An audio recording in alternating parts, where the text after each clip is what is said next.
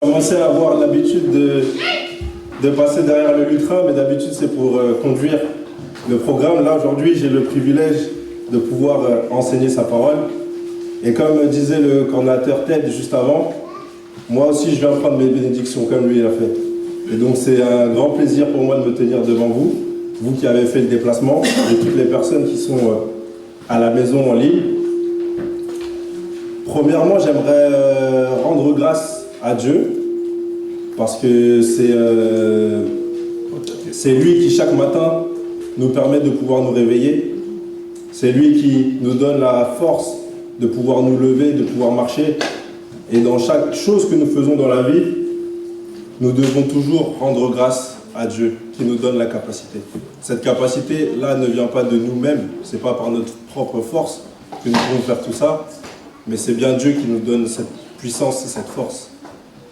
Dans un second temps, j'aimerais aussi remercier la coordination, la direction de notre maisonnée qui m'a jugé digne de pouvoir me tenir devant vous pour enseigner sa parole, qui m'a transmis cet enseignement que j'ai pu retravailler, que j'ai pu m'approprier, afin de pouvoir aujourd'hui vous édifier.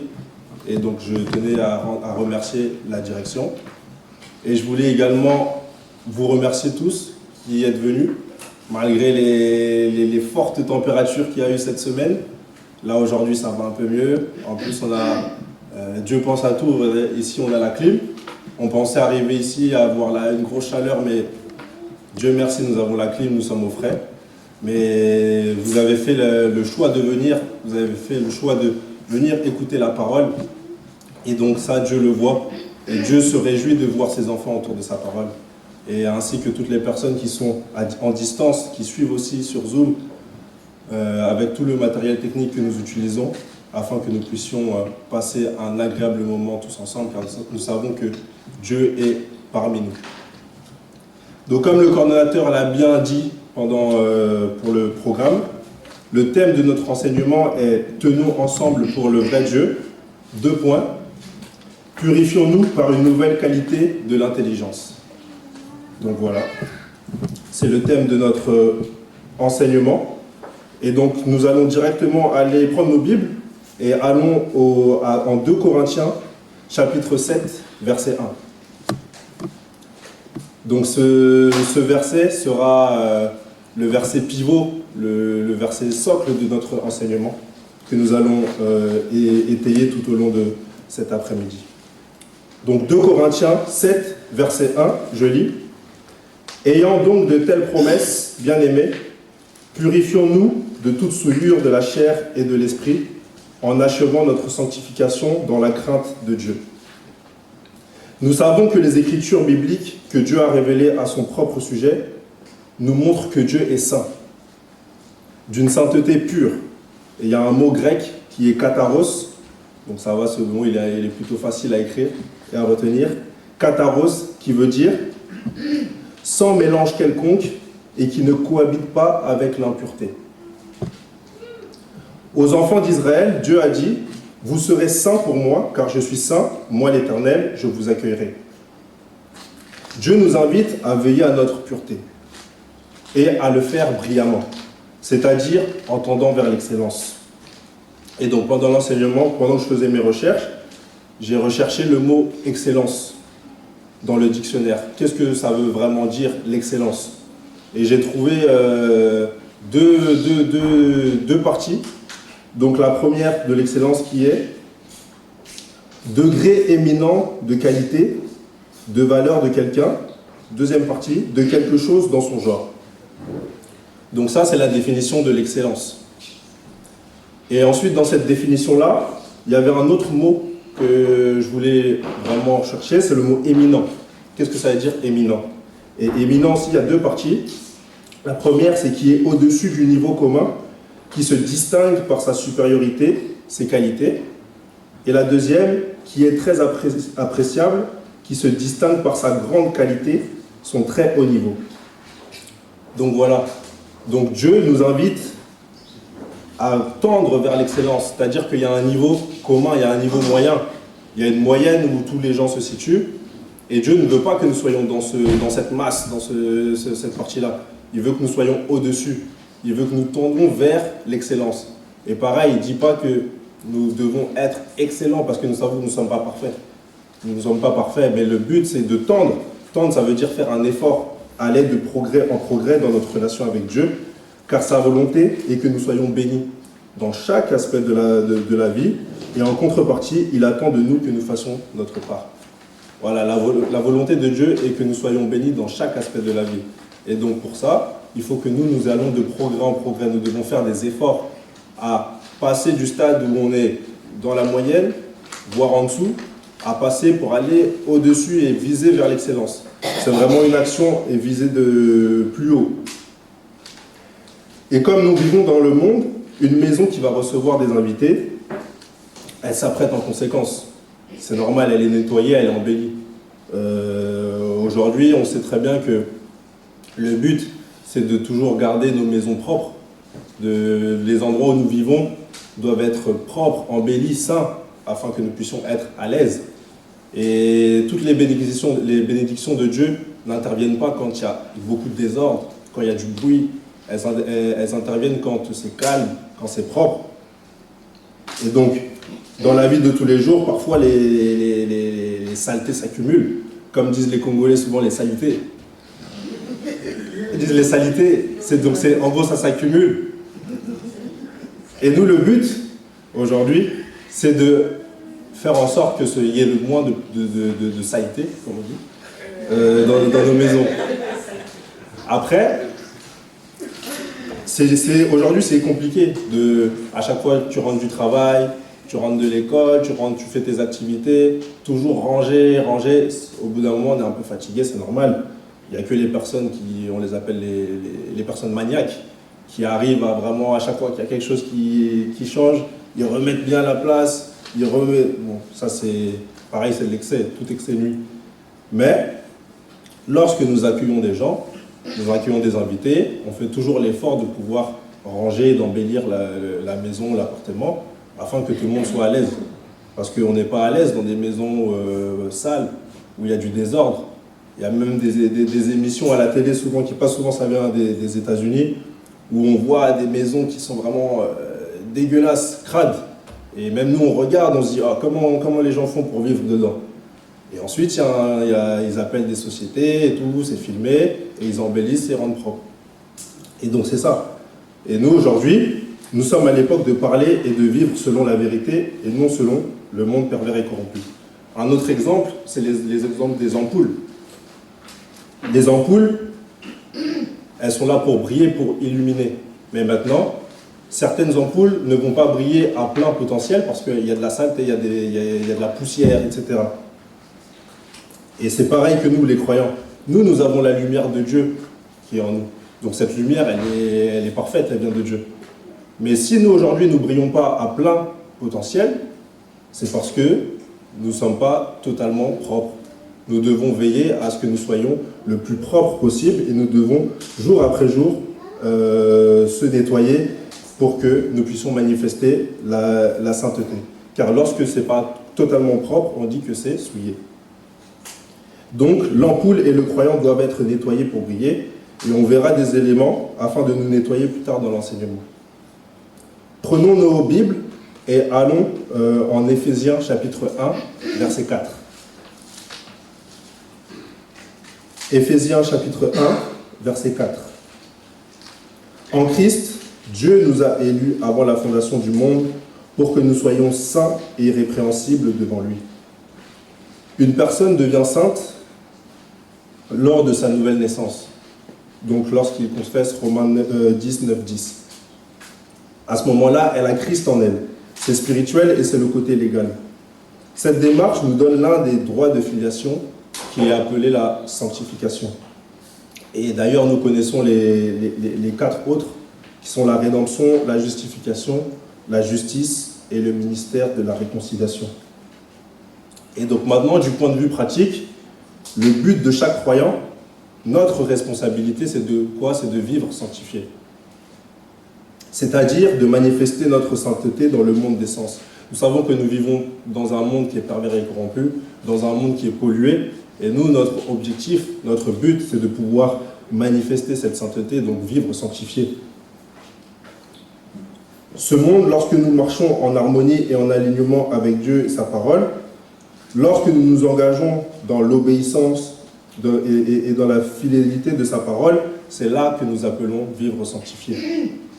Et rappelons-nous d'ailleurs que le thème que nous travaillons cette année, en fait, c'est une déclinaison de vivre sanctifié, en fait. Et ça, vivre sanctifié, c'est un thème qui est intemporel, c'est un thème qui est pour la vie d'un croyant, qui veut vraiment briller, qui veut vraiment vivre selon le cœur de Dieu, qui veut vraiment plaire à Dieu. C'est quelque chose qui doit être gardé et c'est un style de vie qui doit être ancré en nous. C'est pour ça que c'est un thème de tous les jours. Voilà maintenant pourquoi nous allons examiner le verset que je vous ai présenté au début, donc 2 Corinthiens 7, verset 1, pour comprendre deux choses. On va se poser deux questions. La première, c'est à qui s'adresse ce verset? Et la deuxième, c'est que représente la souillure de la chair et de l'esprit, pour pouvoir nous en dépouiller et la remplacer par la lumière de la parole de Dieu, par le renouvellement de l'intelligence.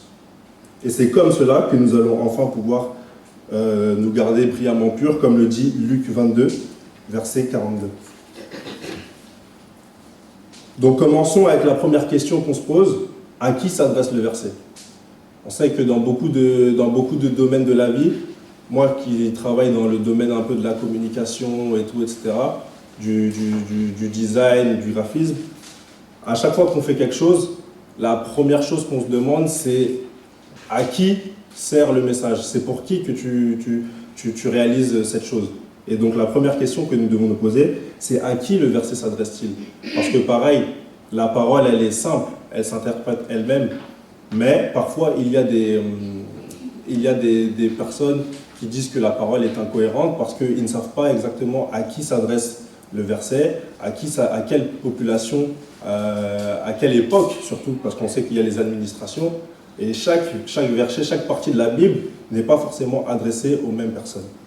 Et donc là, nous allons voir, le verset que nous examinons s'adresse aux bien-aimés, c'est-à-dire au reste fidèle, c'est nous, ceux qui désirent exceller dans le bon service pour Dieu. Nous sommes aujourd'hui les cibles de ce verset. Nous, aujourd'hui, nous sommes les cibles de ce verset. Membres du corps de Christ que nous formons, nous sommes les destinataires de 2 Corinthiens 7, verset 1. Et c'est d'autant plus logique car Corinthiens fait partie des épîtres dans la Bible. Et nous savons que les épîtres, elles sont destinées à l'Église aujourd'hui que nous formons.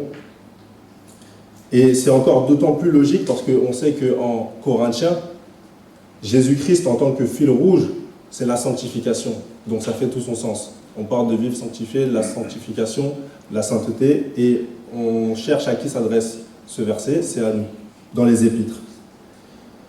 Prenons nos Bibles et allons en Romains 11, versets 1 à 5. Je dis donc, Dieu a-t-il rejeté son peuple? Loin de là, car moi aussi, je suis israélite, de la postérité d'Abraham, de la tribu de Benjamin. Dieu n'a point rejeté son peuple qu'il a connu d'avance. Ne savez-vous pas ce que l'Écriture apporte d'Élie? Comment il adresse à Dieu cette plainte contre Israël? 3. Seigneur, ils ont tué tes prophètes, ils ont renversé tes autels. Je suis resté moi seul et ils cherchent à m'ôter la vie. Mais quelle réponse Dieu lui fait-il? Je me suis réservé 7000 hommes qui n'ont point fléchi le genou devant Baal. De même aussi, dans le temps présent, il y a un reste selon l'élection de la grâce. Donc là, on voit que Dieu ne rejette jamais son peuple. Dieu ne rejette jamais son peuple. Dieu nous garde toujours sous sa protection. Et dans chaque épreuve de la vie, parce qu'à l'époque, ils avaient des épreuves, nous aussi, nous avons des épreuves. Et à la fin, on voit bien, de même aussi, dans le temps présent, il y a un reste selon l'élection de la grâce. Et nous, aujourd'hui, nous sommes dans quelle administration? Nous sommes dans l'administration de la grâce. En 2 Corinthiens 6, Paul parle, il dit « Puisque nous travaillons avec Dieu, nous vous exhortons à ne pas recevoir la grâce de Dieu en vain. » 2. Car il dit « Au temps favorable, je t'ai exaucé. Au jour du salut, je t'ai secouru. Voici maintenant le temps favorable, voici maintenant le jour du salut. Nous ne donnons aucun sujet de scandale en quoi que ce soit, afin que le ministère ne soit pas un objet de blâme.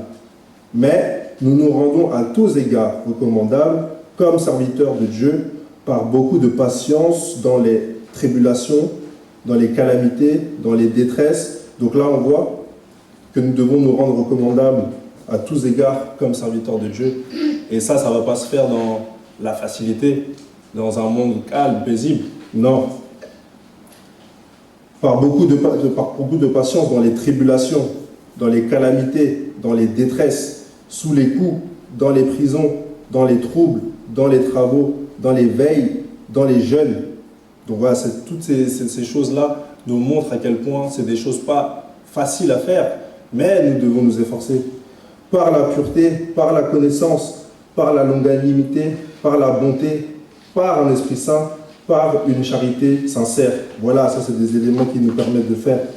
Par la parole de vérité, par la puissance de Dieu, par les armes offensives et défensives de la justice. Dans chaque situation, Dieu ne nous laisse jamais sans défense. À chaque fois, il nous donne tout ce qu'il faut pour nous. Il nous a donné sa parole.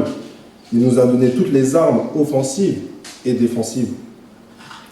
Au milieu de la gloire et de l'ignominie, au milieu de la mauvaise et de la bonne réputation, étant regardés comme des imposteurs, quoique véridiques, comme inconnus, quoique bien connus, comme mourants, et voici nous vivons, comme châtiés, quoique nous mis à mort, comme attristés, et nous sommes toujours joyeux, comme pauvres, et nous enrichissons plusieurs, comme n'ayant rien, et nous possédons toutes choses. Voilà un peu à qui s'adresse le verset. C'est nous, et nous comprenons de quelle façon, et que dans ce monde pervers et corrompu, ce n'est pas si simple, mais nous devons nous efforcer de ne pas recevoir la grâce de Dieu en vain. Comme je disais au début de l'enseignement, Dieu nous invite à tendre vers quoi? Vers l'excellence. Et il faut aller de progrès en progrès, donc c'est vraiment un effort que nous devons faire tous les jours en fait. Et si on passe à la suite, nous allons voir d'autres définitions, et la deuxième question que nous allons poser, c'est l'explication de la souillure de la chair et de l'esprit. Que représente la souillure de la chair et de l'esprit, pour pouvoir nous en dépouiller et la remplacer par la lumière de la parole de Dieu, par le renouvellement de l'intelligence. Et c'est comme cela que nous allons enfin nous garder brillamment purs. Et donc là, on va définir un autre mot, c'est se purifier. Donc se purifier, c'est quoi? C'est un verbe. C'est un verbe, et c'est un verbe, comme qu'on appelle en français, un verbe pronominal, avec le se. Donc c'est pas purifier quelqu'un, c'est vraiment se purifier, c'est un travail sur soi-même. Et donc c'est un verbe qui implique une action, c'est se débarrasser, se dépouiller de ce qui est impur, ce que Dieu n'approuve pas. Voilà, là c'est c'est un petit détail qui n'est pas un détail en fait, qui fait tout. Ce qui est impur, c'est vraiment ce que Dieu n'approuve pas. C'est ce qui est contraire à Dieu. C'est ça qu'on appelle de impur. Bibliquement, la souillure, c'est quoi? C'est ce qui tâche, ce qui salit, ce qui corrompt, ce qui rend l'homme impur, soit physiquement, soit mentalement, soit spirituellement. Donc voilà, c'est ça la souillure. La souillure, c'est quelque chose qui tâche, qui salit, qui corrompt. Et c'est ça que nous devons éviter, que nous devons éloigner loin de nous. Et c'est pas simplement physique, c'est pas simplement physique, ça se manifeste pas par des boutons, non, ça peut être physique, ça peut être mental et ça peut être spirituel. Le verset parle de la souillure de la chair et de l'esprit, et il y a une version, dans la Bible du Semeur, il y a une version de ce verset qui est encore plus claire, je trouve. Donc 2 Corinthiens 7, verset 1 dans la version Bible du Semeur, c'est « Mes amis, puisque nous possédons ce qui nous a été promis en ces termes, purifions-nous de tout ce qui corrompt le corps et l'esprit, pour mener ainsi une vie pleinement sainte en révérant Dieu. » Voilà ce qui est traduit. La souillure de la chair et de l'esprit, c'est bien expliqué dans cette version-là. C'est ce qui corrompt le corps et l'esprit. Maintenant, allons dans Matthieu. En Matthieu 15, on va lire le verset 1, on va aller jusqu'au verset 15. Alors, Des pharisiens et des scribes vinrent de Jérusalem auprès de Jésus et dirent: pourquoi tes disciples transgressent-ils la tradition des anciens? Car ils ne se lavent pas les mains quand ils prennent leur repas. Donc là, c'est les pharisiens qui parlent, et avant de manger, ils se lavaient les mains à chaque fois, et c'est comme nous aujourd'hui, c'est des règles, on appelle des règles d'hygiène. Donc à chaque fois qu'on mange, à chaque fois qu'on rentre de dehors, etc., on a pour habitude de se laver les mains, c'est normal. Il leur répondit, au verset 3, et vous, pourquoi transgressez-vous le commandement de Dieu au profit de votre tradition? Car Dieu a dit: honore ton père et ta mère, et celui qui maudira son père ou sa mère sera puni de mort. Mais vous dites: celui qui dira à son père ou à sa mère, ce dont j'aurais pu t'assister est une offrande à Dieu, n'est pas tenu d'honorer son père ou sa mère. Vous annulez ainsi la parole de Dieu au profit de votre tradition. Hypocrite, Ésaïe a bien prophétisé sur vous quand il a dit: ce peuple m'honore des lèvres, mais son cœur est éloigné de moi. Donc là, on voit le premier élément qui est très important, c'est que le plus important, ce n'est pas ce qu'on dit, c'est pas le fait qu'on se lave les mains tous les jours, c'est vraiment ce qui vient du cœur. Et c'est dans cet endroit-là qu'on parle de souillure. C'est en vain qu'il m'honore en enseignant des préceptes qui sont des commandements d'hommes. Ayant appelé la foule, il lui dit: écoutez et comprenez. Ce n'est pas ce qui entre dans la bouche qui souille l'homme, mais ce qui sort de la bouche, c'est ce qui souille l'homme. Ce qui tâche l'homme, qui corrompt l'homme. Voilà. C'est pas parce qu'on ne va pas se laver les mains que ça va être souillé. C'est des règles d'hygiène qu'on a aujourd'hui, mais le plus important, c'est pas ça. Le plus important, c'est ce qui sort du cœur, c'est ce qui sort de la bouche. Parce que ce qui sort de la bouche, c'est ce qui est dans notre cœur, c'est ce que nous pensons. Alors, au verset 12, alors ses disciples s'approchèrent et lui dirent: sais-tu que les pharisiens ont été scandalisés des paroles entendues? Il répondit: toute plante que n'a pas plantée mon Père céleste sera déracinée. Laissez-les, ce sont des aveugles qui conduisent des aveugles. Si un aveugle conduit un aveugle, ils tomberont tous les deux dans une fosse. Pierre, prenant la parole, lui dit: explique-nous cette parabole. Verset 16. Et Jésus dit: vous aussi, êtes-vous encore sans intelligence? Ne comprenez-vous pas que tout ce qui entre dans la bouche va dans le ventre, puis est jeté dans les lieux secrets? Mais ce qui sort de la bouche vient du cœur, et c'est ce qui souille l'homme. Donc tout ce que nous mangeons, au final, avec le système digestif, on sait où est-ce que ça va. Alors que ce qui vient du cœur, on sait également où est-ce que ça va. Et c'est ça qui va souiller, c'est ça qui va venir souiller l'homme. Car c'est du cœur que viennent les mauvaises pensées, les meurtres, les adultères, les impudicités, les vols, les faux témoignages, les calomnies. C'est pas parce que tu vas manger des pâtes ou du pondou ou n'importe quoi que c'est ça qui va poser des problèmes, qui va te donner envie d'aller voler, qui va te donner envie de faire des faux témoignages, qui va te donner envie de calomnier. Non, c'est pas ça, c'est pas ce que tu manges. C'est ce que tu penses dans ton cœur, que tu penses dans ton intelligence. Verset 20, il y a écrit: voilà les choses qui souillent l'homme, mais manger sans s'être lavé les mains, cela ne souille point l'homme. Là, les pharisiens, en fait, se sont arrêtés à un détail superficiel. Ils se sont arrêtés à un détail superficiel, alors qu'il fallait voir encore plus en profondeur. Il fallait voir vraiment la vérité et ce qui souille réellement l'homme. À la lumière de ces versets, il est clair que la maîtrise de notre intelligence est capitale pour mener une vie sanctifiée. C'est capital. Sans ça, on ne peut pas vivre sanctifié. Sans une maîtrise, un contrôle de notre intelligence, c'est impossible pour nous de pouvoir vivre sanctifié.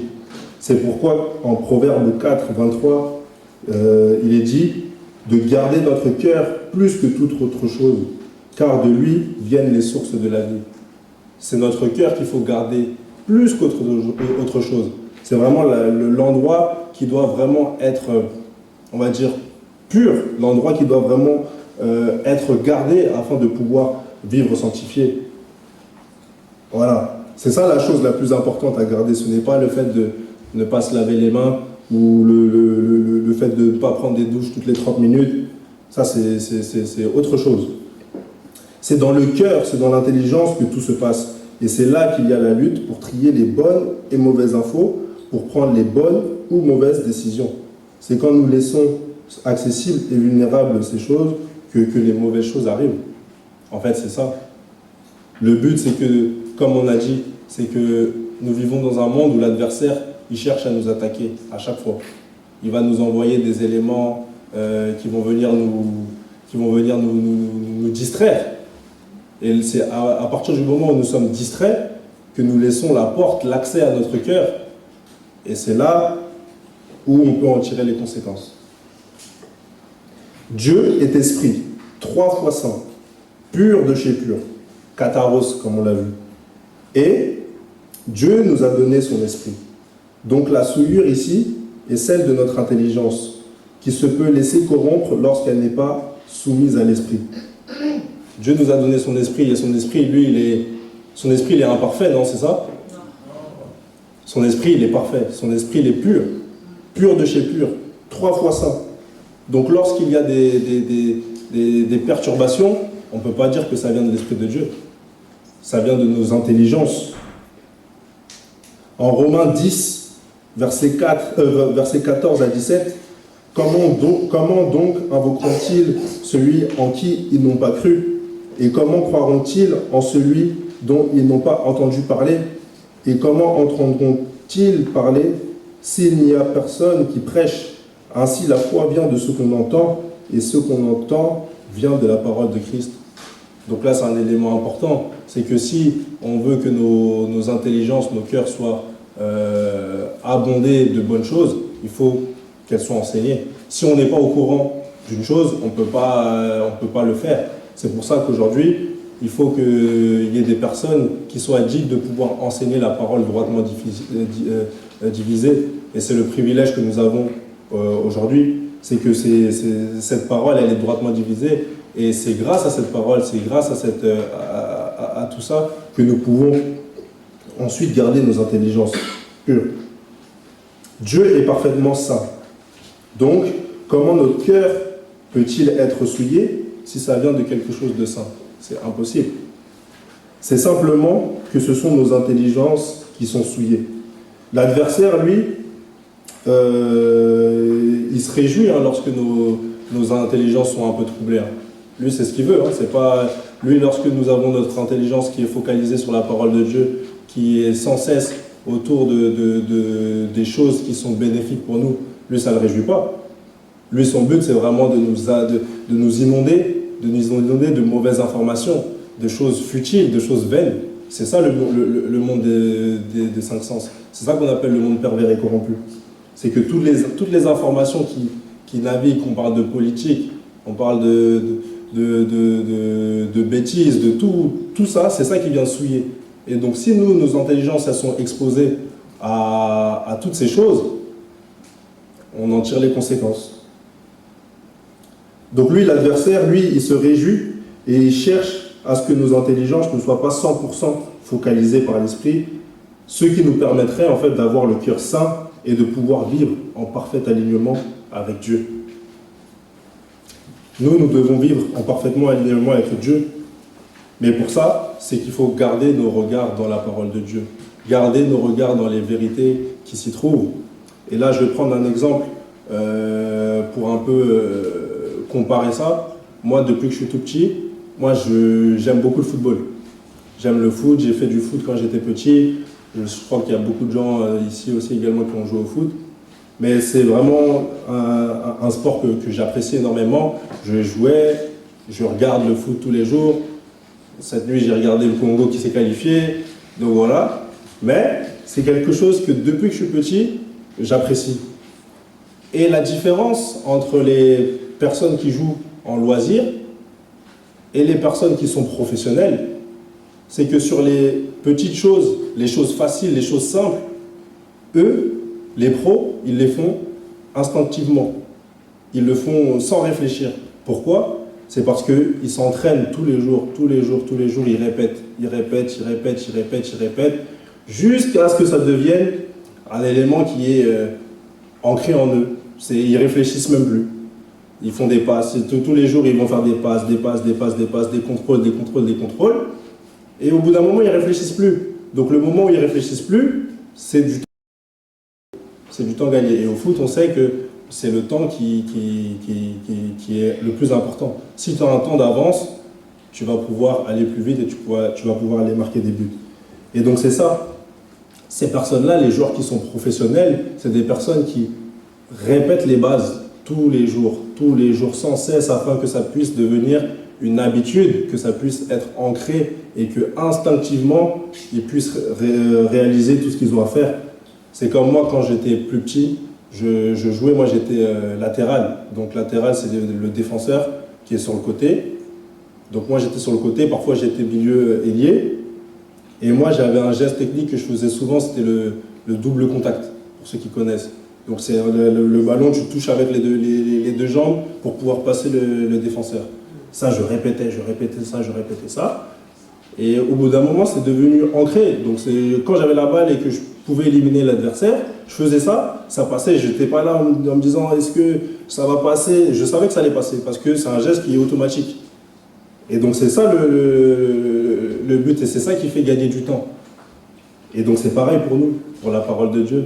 C'est pareil pour nous. En fait, on doit faire de ça un style de vie, ça doit être une habitude.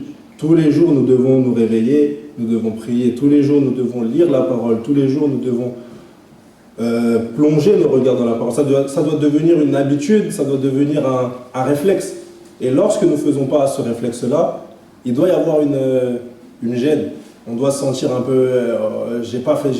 Aujourd'hui, je n'ai pas eu mon quota de parole, je n'ai pas eu mon quota de prière. Et ça doit être une gêne. Et lorsque nous faisons vraiment l'effort, que ça devienne un style de vie, que ça devienne vraiment dans notre vie quelque chose d'obligatoire, c'est là où nous allons être beaucoup plus performants. Encore une fois, au foot, lorsqu'une personne qui est forte, c'est que lorsqu'elle est pressée, il y a les adversaires qui essayent de lui prendre la balle, les adversaires qui l'entourent.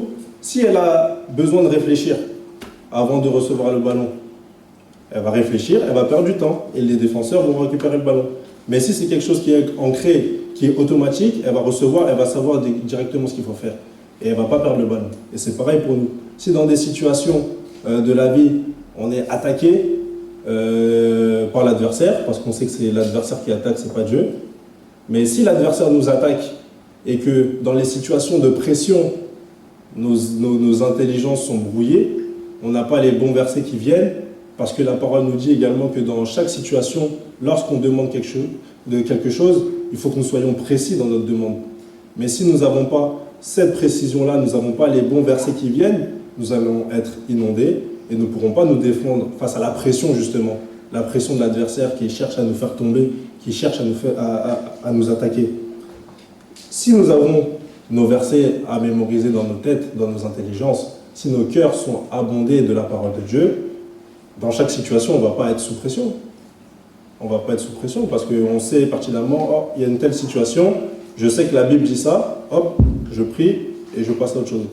Alors que si on est dans une situation, si dans le calme, on a déjà des doutes, dans la pression, ce sera encore pire. On va être attaqué, on va dire, l'intelligence va être brouillée et c'est là où l'adversaire va prendre le dessus. Donc voilà. Donc, à force de tourner nos regards dans la parole de Dieu, de lire cette parole de Dieu, de recevoir cette parole de Dieu, c'est là que ça va devenir un style de, ça doit devenir notre style de vie. Et c'est à ce moment-là où nous vivons sanctifiés. Parce que nos pensées vont influencer sur nos paroles, et nos paroles vont influencer sur nos actes. Et si nous avons des actes qui sont purs, des actes qui sont saints, c'est ça qu'on appelle vivre sanctifié. C'est pour cela que nous devons être enseignés et que nos regards doivent toujours être tournés vers la parole, afin que nos intelligences soient le moins perturbées possible par ce qu'il se passe autour. Et des choses, il s'en passe. Quand on allume la télé, quand on regarde BFM, quand on regarde toutes les chaînes, il se passe beaucoup de choses. Mais si nos intelligences se détournent de ça et se retournent vers les livres que nous avons dans la parole de Dieu, ce sera déjà différent. En Jacques, chapitre 1, versets 13 à 15, il est dit, donc Jacques, chapitre 1, versets 13 à 15, je lis, que personne, lorsqu'il est tenté, ne dise « c'est Dieu qui me tente ». Car Dieu ne peut être tenté par le mal, et il ne tente lui-même personne. Mais chacun est tenté quand il est attiré et amorcé par sa propre convoitise. Puis, la convoitise, lorsqu'elle a conçu, enfante le péché, et le péché, étant consommé, produit la mort. Donc voilà, pareil, il y a de nombreux croyants qui, lorsqu'il y a des situations, disent directement « c'est Dieu qui me tente ». Mais comment une entité qui est parfaitement saine, qui est parfaitement pure, qui est parfaite, comment elle peut vouloir tenter quelqu'un, et encore plus ses enfants? Moi, je ne connais pas personnellement de personnes qui aiment une autre personne, et vu qu'il l'aime, il va lui mettre des bâtons dans les roues. Moi, je ne connais pas personnellement. Et c'est pareil. Dieu n'a pour lui, ça ne lui sert à rien de nous tenter. Lui, sa volonté est que nous soyons bien, que nous soyons dans l'abondance, que nous soyons dans la réussite, que nous soyons dans tout ça. Ce n'est pas Dieu qui nous tente, c'est l'adversaire. C'est l'adversaire qui nous tente. Dieu est infiniment bon et nous aime tant pour nous tenter? Non, c'est impossible. Lorsque l'on aime quelqu'un ou quelque chose, le but, c'est pas de le mettre en difficulté. Donc comment Dieu pourrait vouloir nous faire tomber, sachant qu'il est pur, sans soupçon de mal aucun? Il n'y a rien de mal qui passe pour Dieu. C'est l'adversaire qui nous tente, qui nous corrompt, et c'est nous qui tombons et qui nous souillons. C'est ça, c'est pareil. Toujours, le but, c'est de protéger cet endroit-là, notre intelligence, notre cœur. C'est comme si aujourd'hui, on vit dans un endroit qui est fortement fréquenté. Tu sors de ta maison et tu laisses la porte ouverte.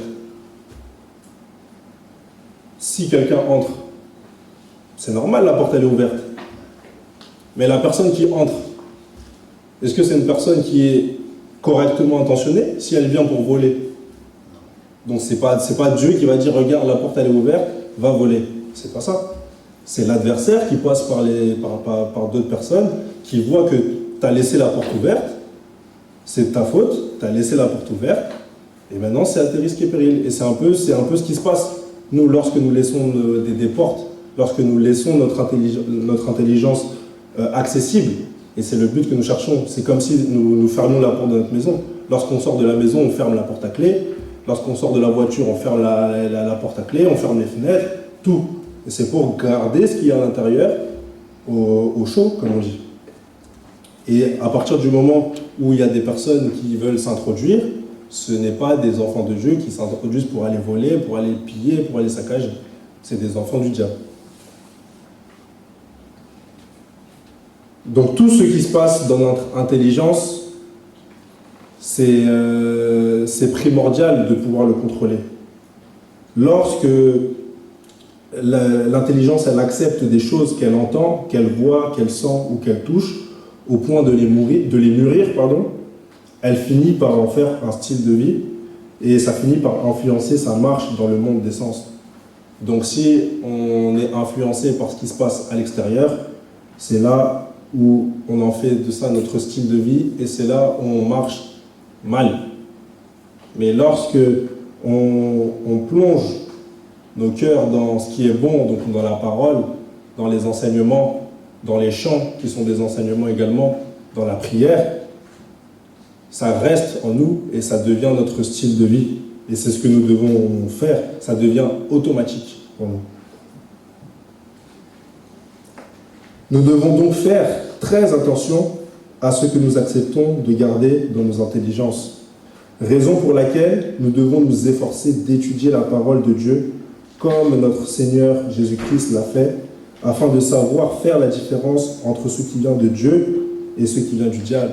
Pareil, ça nous permet aussi d'avoir le discernement, de savoir si un élément, une chose est bien ou si une chose est mal. Si notre intelligence elle n'est pas parfaitement formée, on ne pourra même pas faire la différence entre ce qui est mal et ce qui est bien. On va voir quelque chose qui se passe, on va dire oh, je ne sais pas si c'est bien, je ne sais pas si c'est mal.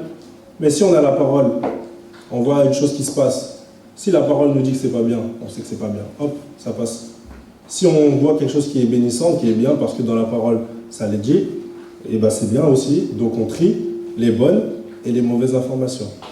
Et encore une fois, Dieu n'a jamais dit que la vie allait être facile. Et encore une fois, nous sommes des hommes, nous sommes des humains, et nous n'allons pas arriver à la perfection. Il n'y avait que Jésus-Christ qui a atteint ce haut niveau-là. Mais nous, notre but, encore une fois, c'est de tendre à l'excellence et d'aller de progrès en progrès. Ça va nous arriver de chuter, ça nous arrive tous les jours, parce que nous sommes des hommes, parce que nous sommes de la chair. Mais la différence entre une personne qui aime Dieu et une personne qui n'aime pas Dieu, c'est une personne qui arrive à se relever dans chacune des situations. Elle, malgré des chutes, malgré le fait qu'elle tombe, elle va toujours chercher à se relever. Et c'est le but que nous devons chercher, c'est que lorsque nous tombons, on essaye de se relever. Et on sait très bien que vu que nous sommes dans ce monde qui est pervers et corrompu, notre intelligence va toujours être attaquée. Toujours. Toujours. Surtout si on arrive à un niveau où on excelle dans notre domaine. L'adversaire va toujours chercher à nous faire chuter. L'adversaire, il ne laisse jamais de repos. Il ne laisse jamais de repos parce que pour lui, ce n'est pas bénéfique. Pour lui, c'est son rôle, c'est son but, c'est son métier, c'est de nous attaquer, c'est de nous faire tomber. Donc, pour lui, s'il nous laisse du repos, ça va être problématique pour lui. Alors que pour nous, notre but, c'est vraiment d'étudier sa parole, de plonger nos regards dans sa parole, de pouvoir être focalisé, de pouvoir inonder nos intelligences des bonnes choses pour que nous puissions vivre sanctifiés. Et donc, par la suite, quelles que soient les circonstances, nous devons être capables de garder les choses de Dieu et de faire l'effort, selon Dieu, de rejeter tout ce qui est du diable. C'est ce qu'on appelle le renouvellement de l'intelligence. Pareil, encore une fois, on peut être enseigné tous les jours, mais si on ne fait pas cet effort-là de garder ces enseignements, si on ne fait pas cet effort-là de les retravailler, c'est à ce moment-là où on ne va pas pouvoir bénéficier de l'abondance que Dieu nous promet. Et donc si on fait cet effort-là de rejeter tout ce qui est du diable, de rejeter tout ce qui est néfaste pour nous, c'est ce qu'on appelle le renouvellement de l'intelligence. C'est ça qui va nous faire aller de victoire en victoire. C'est ce qui va nous faire réussir dans tout ce que nous entreprenons. C'est ce qui va nous faire triompher dans chaque situation de la vie, que ce soit au travail, que ce soit à l'école, que ce soit dans le sport, que ce soit partout. Dans tout ce que nous allons faire, nous allons avoir la réussite. Parce que c'est ce que Dieu nous promet. Dieu ne nous a pas dit que nous devons être la queue, que nous devons être les derniers de la classe, que nous devons être les derniers au travail. Non. La volonté de Dieu est que nous soyons toujours la tête et non la queue. La volonté de Dieu est que nous soyons toujours les premiers et que nous puissions exceller. Dieu nous donne quelque chose, Dieu nous donne sa lumière, Dieu nous donne sa puissance et il ne va pas nous la donner. Lui, son but, c'est pas de nous la donner en vain. C'est comme je disais au début, une ampoule. Si l'ampoule, elle a de la lumière mais qu'elle est noire de poussière, elle va éclairer quoi? Elle va éclairer rien. Alors que si l'ampoule, elle est propre, clean, la lumière à l'intérieur, elle est propre, clean, parce qu'elle est parfaite, elle vient de Dieu, et bien là, on va briller. Prenons nos Bibles encore une fois et allons en Romains, chapitre 12, verset 9. Romains 12, verset 9. Que la charité soit sans hypocrisie, ayez le mal en horreur, attachez-vous fortement au bien. Je relis encore une fois. Que la charité soit sans hypocrisie, ayez le mal en horreur, attachez-vous fortement au bien. Avoir le mal en horreur, ça veut simplement dire d'avoir en horreur les œuvres du mal, les œuvres de la chair, les œuvres du monde où l'adversaire, le diable, règne en maître par ses ruses et au moyen de la séduction. C'est ça, avoir le mal en horreur.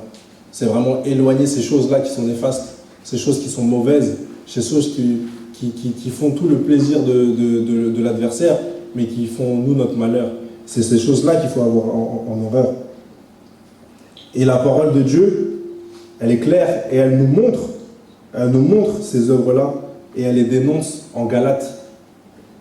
Elle les dénonce en Galates et c'est par ces versets-là que nous allons terminer pour voir toutes les choses qu'il faut fuir quand on dit toutes les choses qui corrompent le corps et l'esprit.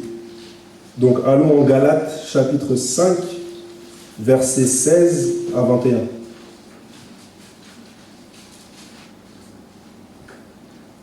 Je dis donc, marchez selon l'esprit et vous n'accomplirez pas les désirs de la chair, car la chair a des désirs contraires à ceux de l'esprit, et l'esprit en a de contraires à ceux de la chair. Ils sont opposés entre eux afin que vous ne fassiez point ce que vous voudriez. Voilà, les deux choses sont opposées. C'est pas les deux ne sont pas d'un commun accord. Les désirs de la chair sont loin opposés aux désirs de l'esprit. Si vous êtes conduits par l'esprit, vous n'êtes point sous la loi. Or, les œuvres de la chair sont manifestes, sont l'impudicité, l'impureté, la dissolution, l'idolâtrie, la magie, les inimitiés, les querelles, les jalousies, les animosités, les disputes, les divisions, les sectes, l'envie, l'ivrognerie, les excès de table et les choses semblables. Je vous dis d'avance, comme je l'ai déjà dit, que ceux qui commettent de telles choses n'hériteront point le royaume de Dieu. Voilà, toutes ces choses-là, tous ces mots-là définissent tout ce qui est mauvais, tout ce qui est les désirs de la chair. On va les relire. L'impudicité, l'impureté, la dissolution, l'idolâtrie. L'idolâtrie, c'est très très très grave. La magie, les inimitiés, les querelles, les jalousies, les animosités, les disputes, les divisions, les sectes, l'envie, l'ivrognerie, les excès de table et les choses semblables. Je vous dis d'avance, comme je l'ai déjà dit, que ceux qui commettent de telles choses n'hériteront point le royaume de Dieu. Voilà, toutes ces choses sont néfastes pour nous. C'est des choses de la chair, c'est des choses de l'adversaire. Donc voilà. Pour réussir notre marche, nous devons donc nous dépouiller de ces œuvres des ténèbres et les remplacer par le fruit de l'esprit, autrement dit les fruits de lumière. Cela par une nouvelle qualité de l'intelligence. Et d'ailleurs, nous les connaissons, les fruits de l'esprit. Nous les connaissons et ils sont au verset qui suit, le verset 22. Galates 5, verset 22, c'est là que nous voyons les fruits de l'esprit. Parce que dans toute chose, Dieu nous donne le libre arbitre. À chaque fois, Dieu nous laisse choisir entre le bien et le mal. Mais dans toute chose, il nous donne toujours tous les éléments qui sont dans le mal et toutes les choses qui sont dans le bien. Et c'est à nous maintenant de choisir la bonne partie. Et à chaque fois, Dieu nous conseille, nous donne toujours le bon conseil de choisir la vie, donc de choisir le bien. Et donc, en Galates 5, 22, on va, soit pour les personnes qui connaissent ce verset par cœur, ou ceux qui ont le verset, on va le lire tous ensemble. Galates 5, verset 22. 3, 2, 1. Mais le fruit de l'esprit, c'est l'amour, la joie, la paix, la patience, la bonté, la bénignité, la fidélité, la douceur, la tempérance. On relit encore une fois. Mais le fruit de l'esprit, c'est l'amour, la joie, la paix, la patience, la bonté, la bénignité, la fidélité, la douceur, la tempérance. On relit une troisième fois encore. Mais le fruit de l'esprit, c'est l'amour, la joie, la paix, la patience, la bonté, la bénignité, la fidélité, la douceur, la tempérance. Prions. Dieu Tout-Puissant, tendre Père Céleste, Dieu d'amour, de bonté et de miséricorde, nous te sommes infiniment reconnaissants pour ce moment que tu nous as rendu disponible, cette communion générale qui tend vers sa fin. Merci Père, car toi tu nous as rappelé de grandes choses dans cet enseignement sur la qualité de notre intelligence, sur le travail que nous devons faire pour pouvoir garder notre intelligence, garder notre cœur pur, afin que nous puissions briller, que nous puissions recevoir la lumière de Dieu pas en vain. Merci Père, encore une fois, pour toutes les personnes qui ont fait le déplacement jusqu'ici et qui vont rentrer de la meilleure des façons, car toi Père, tu as déjà aplani tous les chemins que nous allons emprunter. Merci Père pour la suite de notre communion générale, pour les moments de convivialité que nous allons partager juste après, toujours sous ta protection. Nous te levons ainsi cette prière au puissant nom de ton Fils Jésus-Christ. Amen. Amen. Que le Père soit avec vous.